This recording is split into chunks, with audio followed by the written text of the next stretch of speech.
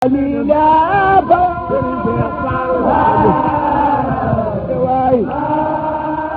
Bamba Mourideen di jeextu sëñ Mayib waaye ngir mbokk taalibe yi xam bu baax ne sëñ Mayib mii ñuy waxtaanee ku sore woon la ci maam Seexal Bamba Mourideen loolu lay firndeel mbubb bii ñu gisit maam Seexal Bamba Mourideen moo ko joxoon sëñ Mayib lépp day firndeel maanaam sore gi nga xam ne sëñ Mayib sore na ko ci maam Seexal Bamba Mourideen kon nag ñii ñu ko téye nii ñun waa Mbectemi TV ñu ngi ñaan képp ku ci sa bët tegu rek yàlla na sa aajo faju biir ak biti